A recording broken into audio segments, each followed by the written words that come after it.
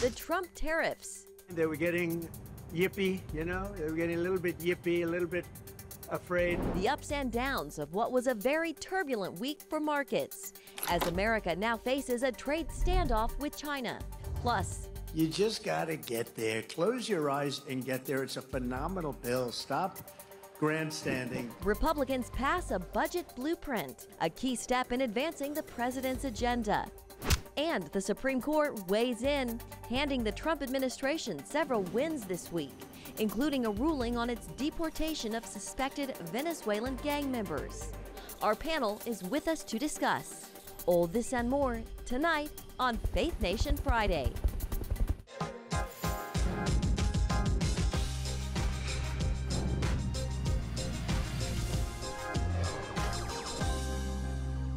It's been a wild ride of a week. The news, the market, it's been down, then up, escalating, then paused, and the trade war between the United States and China is still very much going strong.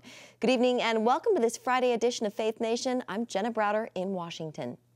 All right, let's bring in our panel. Senior White House correspondent Kelly White and Nathan Gonzalez, editor and publisher of Inside Elections. Both of you welcome. Great to have you with us this evening. Kelly, to you first. Bring us up to speed on the White House tariff strategy and the latest with China. Well, the strategy still goes on from the President of the United States. White House Press Secretary Caroline Leavitt just ending her briefing today on a Friday.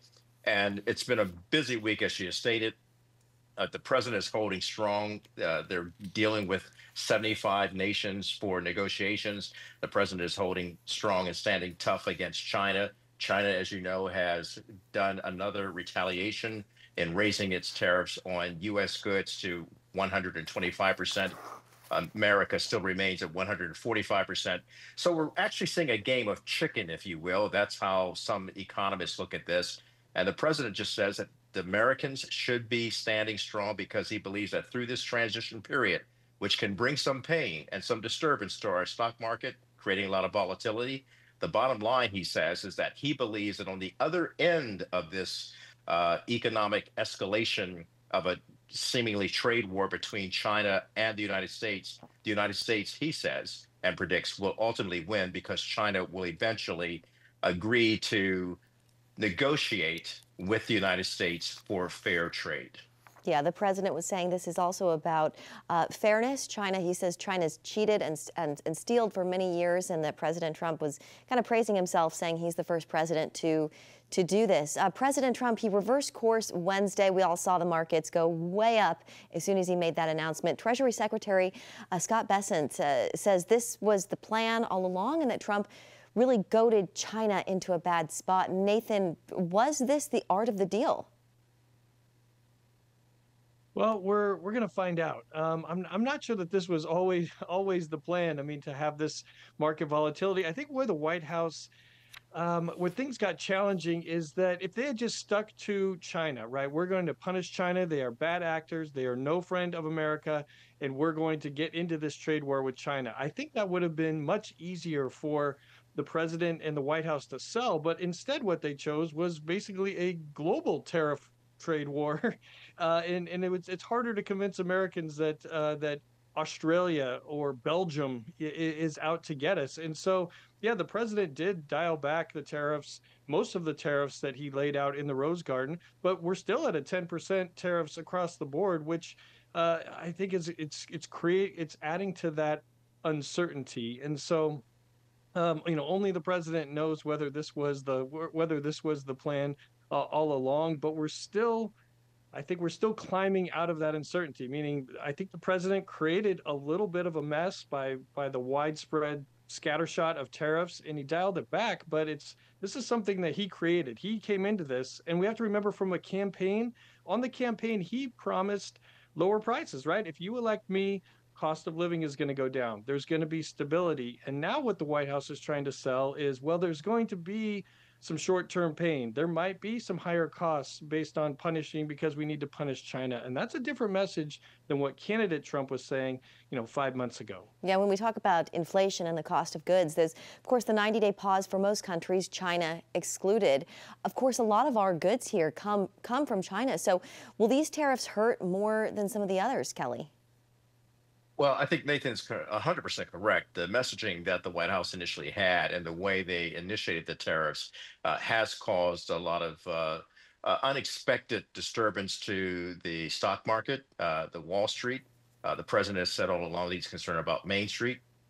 And so the bottom line is that as these tariffs continue to go through and we continue to follow what's happening in terms of those countries that are negotiating with us, as well as the seemingly trade war or the chicken match between the United States and China, when are they going to give up? When is China actually going to come forward and negotiate? So here, what's happening now on Main Street is that this is a matter of consumer confidence.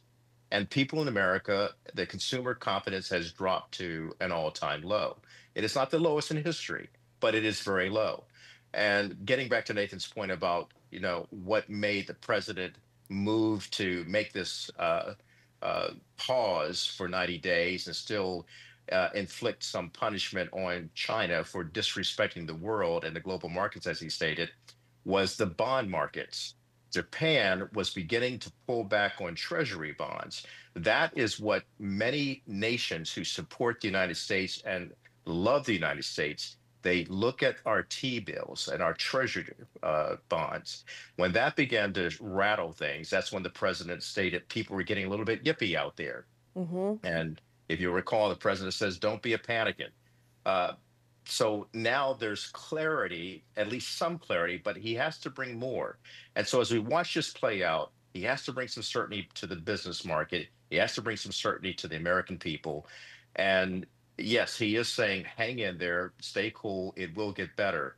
But going through this temporary pain that we're experiencing, well, it raises some doubts for people who are like farmers and auto workers and people who just rely on their economy. They want their economy to be strong.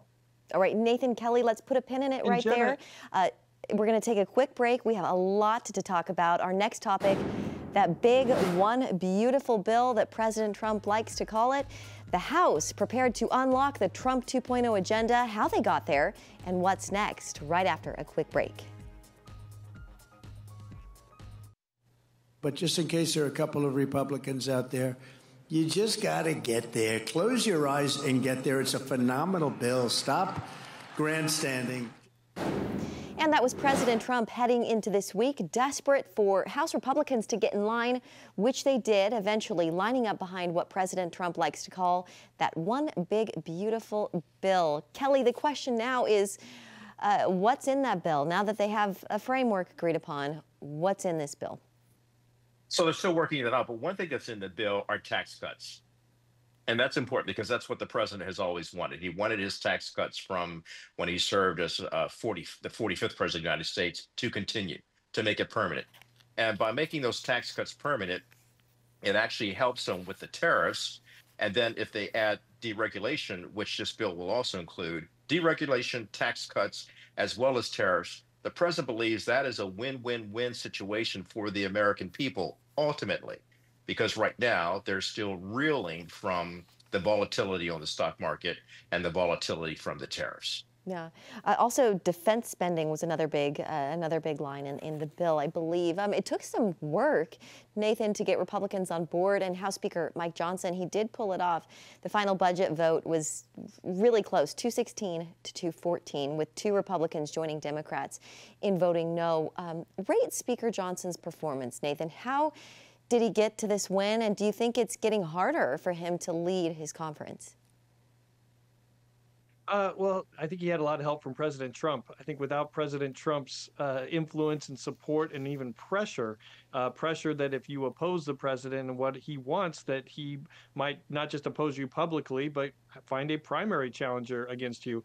Elon Musk may fund a primary challenger against you, and ultimately that is significant pressure. So I think you have to give Speaker Johnson credit for getting this far, but one of the reasons why he was able to get the votes is because this is not the final bill, right? That there's still hard work to be done. This is just the framework or the structure to then work with the Senate to get the final bill done. So final decisions still have to be made, and there's still going to be, we were talking about pain, I think, in America among voters, there's still going to be pain on Capitol Hill among Republicans when they're trying to work this out.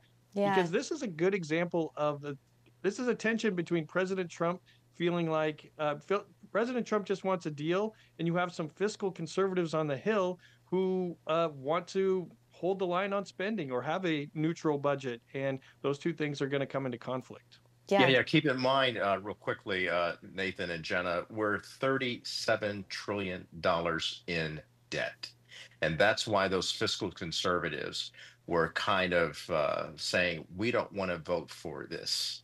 But as you mentioned, Nathan, Mr. Johnson was able to get them over the finish line. So we'll see what happens in the next phase of this bill. Yeah, to that point, now it heads to the Senate, where Republicans are as we talked about, pretty divided by the House demands to cut $1.5 trillion, possibly more. Nathan and Kelly, but Nathan, to you first. What are you watching for now? We're watching for how far Republicans are willing to go to get to that 1.5 trillion. You can't get to 1.5 trillion by just laying off a few federal workers or kind of cutting around the edges. You're going to have to at least discuss some potential cuts to Medicaid and Social Security, right? Or other entitlement programs, and that's going to be tough to do because Republicans on the Hill are going to feel the pressure of their voters. When we're in the midterm election cycle, they're going to feel this electoral pressure more than what President Trump feels this electoral pressure. And so I'm going to be watching to see where are those spending cuts going to come from to offset the spending that the president also wants to be included. Yeah, Kelly, it's political poison for these politicians to touch Medicare, Social Security. How do you see this going? It's a great risk because Democrats are already looking at this and they're stating very publicly that they believe that the president and the Republicans will vote to actually cut and slash aspects of Social Security and Medicaid. And it kind of reminds me of what President Barack Obama went through in the Affordable Health Care Act to bring that up, because many Democrats put their careers on the line to vote in favor of that. And then when the midterms came around during his first term, he received, as he said to the world and to America, we received a shellacking. The American people, they don't forget. They will support you. They support President Trump overwhelmingly. But with tariffs and the consumer confidence getting low, and as the president says, people getting a little whippy, people are concerned about what these Republicans and Democrats will do on Capitol Hill for this big, beautiful bill. All right, we have to take a break, but I do want to ask you, Nathan, before we head to break, if they get this done, the budget, what's the next priority for Congress? Well, as long as the budget also includes increasing the debt ceiling, then that will help. If it doesn't include it, then they're going to have to figure out raising the debt ceiling or the debt limit, or we risk another government shutdown. We go through that charade again. Yeah. Okay. All right, guys, stay right there. We're going to take another break. Still to come, the resistance enters the chat. Anti-Trump protests pop up across the nation. What the people are saying, and is that message beginning to resonate? Our Faith Nation political panel weighs in right after this.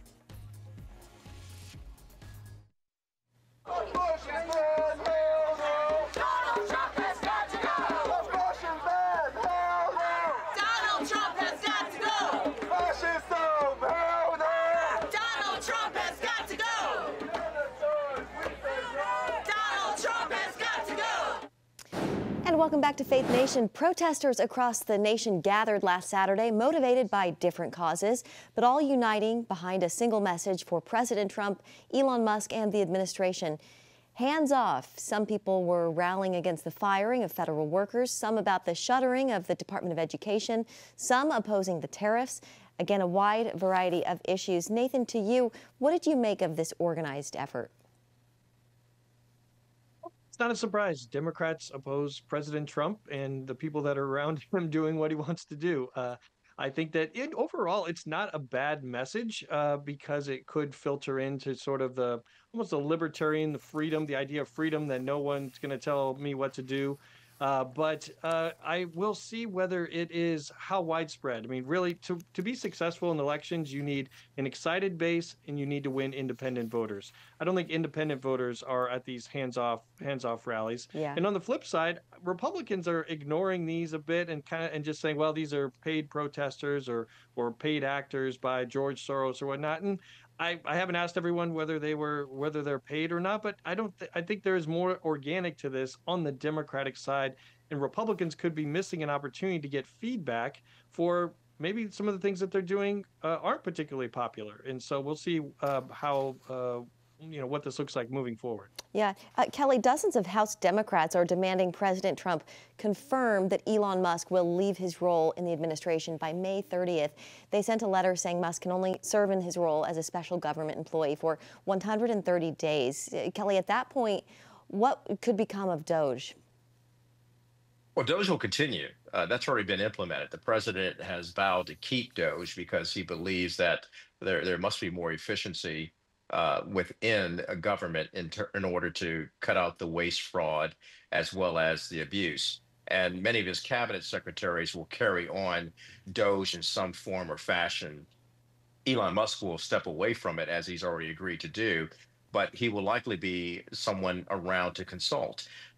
Quite frankly, the congressional Democrats have been flummoxed by Elon Musk because of the way and the tone in which he conducted a lot of the initial elements. You'll have to recall that the president himself had to step in and said, okay, let's use a scalpel and not a sledgehammer or not a chainsaw. So they're coming after Elon Musk. Yeah. Okay, I want to switch gears here. Let's talk about 2028. It's early, of course, but we're starting to see some potential 2028 Democratic presidential contenders put themselves out there and getting some attention. Last week, Cory Booker with that Senate marathon speech. This week, we heard from Michigan Governor Gretchen Whitmer. Stephen A. Smith is saying he's not ruling out a potential run. Nathan, to you first. Who are you keeping your eyes on right now? Well, Governor Whitmer being in the Oval Office, she took a lot of heat from the Democratic base from even being in that close proximity to President Trump. She says that she needs to be there advocating for Michigan, but that was an interesting play. I don't think Stephen A. Smith is going to be in the conversation by the time we get to 2027, 2028, but I think that being an outsider, of which Stephen A. Smith is, there is a lane for a Democrat to someone who's not a politician, maybe a businessman or businesswoman or someone. I think there's a lane for that. And someone I'm keeping an eye on is Abigail Spanberger in Virginia. She's running in this year's race for Virginia. If she's able to win that, I think she's going to be on that platform. Okay, Kelly, just a few seconds left. I like Stephen A. Smith from just a standpoint. It will be very entertaining. Yeah, but I do believe sports fans are excited, huh? I believe the Senator Cory Booker is someone to watch as well, and Spanberger. That's a good one to look at. Okay, all right, guys, stay right there. Still ahead, rating and reviewing President Trump's performance so far. He weighs in himself, and we hear what the American people think.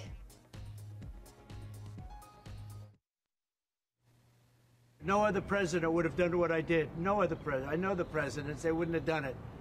And it had to be done. I blame the people sitting right at this desk, right behind this desk or another desk. You get your choice of 7. I happen to pick the Resolute. But I blame the people sitting behind in this chair or behind this desk for being stupid, incompetent, or not having courage. This should have been done years ago. That was President Trump this week as he made moves on tariffs that moved markets and captured the attention of the whole world. Also this week, new polling revealed a decline in his approval rating. Nathan Kelly, the latest Quinnipiac University poll shows Trump's approval rating is now at 41%, and 53% disapprove of the way he's handling his job as president. Other polls tracking downwards as well. Nathan, to you first, just your overall thoughts. Yeah, I mean, he started his second term more popular than what he started his first, but he has already been on a decline in terms of his approval rating. More specifically, his voters' confidence in his ability to handle the economy has declined, and I think those two things are related. If he can get to a point where his policies and everything that he's doing creates stability in the economy, strength or what voters see as strength and encouragement that he's doing the right thing, then I think his job approval rating will improve. But if things continue to be unstable, he's going to suffer, and Republicans in the midterm elections are going to suffer if they don't think the president is doing a good job. Yeah, that'll be here before we know it. We're already talking about the midterm elections in 2026. Kelly, where President Trump does keep winning is actually at the Supreme Court. This week they ruled in the case involving suspected gang members from Venezuela. They ruled in the president's favor, and also on a case involving federal workers and the firing of those federal workers. How important do you see the wins for President Trump and this administration? Are they temporary, or is this really long-lasting? Every win is a win, and it's up to the president and his staff and his cabinet how they make those wins more permanent. The bottom line is messaging is so important. And you look at some of the ways that he's rolled out the economy, his economic measures, they have come across as being unclear, uncertain, and at times even chaotic and reactionary. As a result of that, that's going to hurt him in the polling. The other thing that people are looking at is his foreign policy. Will he be able to get peace in the Middle East? As you know, Steve Witkoff is dealing with Iranians directly tomorrow. He's in Russia today dealing with Vladimir Putin. Will he be able to get peace between Russia and Ukraine? Will all the 59 hostages be returned? Will Hamas be taken out of power? All those are questions that really actually his base supports. They want to see him be successful. Democrats, on the other hand, are very wary of what the president is doing because of some of the things that have taken place that have hurt him and hindered him because of what its impact has been on the American people in terms of their economic woes. All right, Kelly and Nathan, a great conversation this week. It's so good to have both of you with us this Friday on what was a very big news week. Thank you to our political panel, of course, Nathan Gonzalez, editor and publisher of Inside Elections, and CBN News senior White House correspondent Kelly Wright. Both of you have a great weekend. Happy Friday. And that's going to do it for Faith Nation this evening. Have a great weekend, all of you, and we'll see you back here on Monday. Take care.